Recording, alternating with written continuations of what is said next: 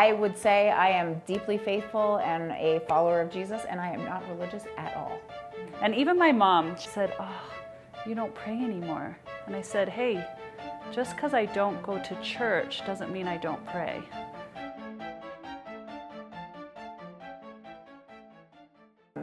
I would say I am deeply faithful and a follower of Jesus, and I am not religious at all. And people are like, what? And so I'm curious for you. I know that you have a very religious upbringing. I'm curious how you went from that to where you are now, and how that your beliefs have shifted. My relationship with what I would call God or Jesus really has not changed from the minute I took my first breath and what I was actually taught to where I am now. I've always felt a deep connection, even in my hard times, and even when I extracted certain rituals or practice or going to certain church times or doing certain church things that would say that's around God and Jesus, I still held on to him. I still always prayed, and I always felt a connection, just felt like I was known by something. And I think Jesus is one of the greatest teachers that ever walked our earth, right? So that never really changed. It was the way, it's the way my association with my rituals around it changed. The prayer always stayed the same.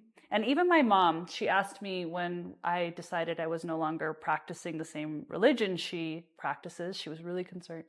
She said, "Oh, you don't pray anymore." And I said, "Hey, just because I don't go to church doesn't mean I don't pray."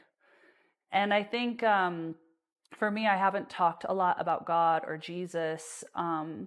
And maybe it's because it's such a deep reverence for myself, within myself.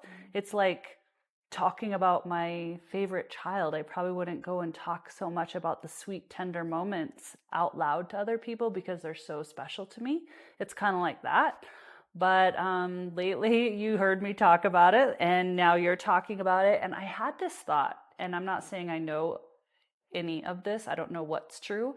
But I always heard growing up that Jesus is coming back again. Mm-hmm. And when I heard that, I've always thought he's going to come back in his white gown and the kids are going to be at his feet. And I would always be like, what town is he going to come into? And are we going to know what town he's in? And are we going to be able to drive there or fly there and be with him?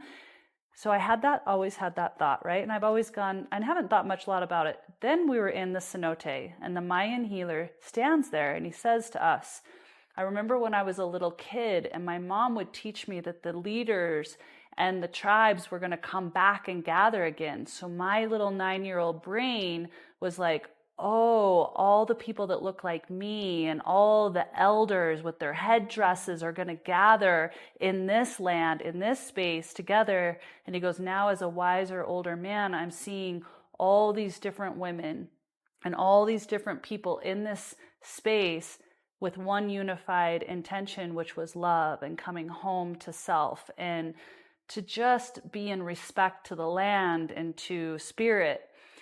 And it made me think about this idea of, is Jesus coming back in form, how my little girl always saw it? What if it's not so much in physical form, but it's a way of being? It's his consciousness that's coming back. And that's why I'm thinking and feeling him and talking about it more, and you are too, and a lot of other people, because it's a way of being, it's a way of remembering, it's a consciousness that's coming back. So he isn't going to maybe necessarily be on a hill somewhere in physical form. He's going to be within us. Mm-hmm. Yes. Do you think beautiful. That? Yes, I do. Oh, I never even thought about it until just recently. So I was like, wow, maybe. Well, I mean, when I say yes, I do, I think I feel like people are being open to it again. I mean, even the show The Chosen, there's 500 million viewers watching this. Yeah. I mean, what? Because it's the story about his life. And it's interesting because when you watch it, Jesus wasn't about religion. He was appalled that the Jews were so upset that he, had a miracle for somebody on the Sabbath. And he's like, this is man-made rules.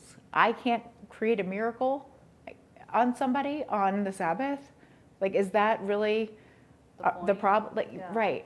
So I don't know. I'm fascinated by the whole concept of faith.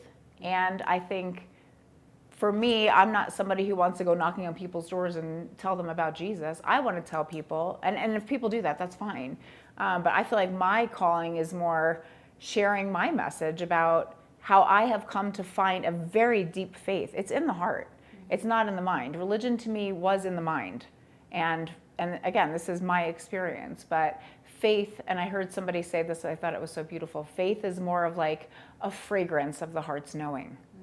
Like the heart knows, and like that's deep. Like you feel it in there.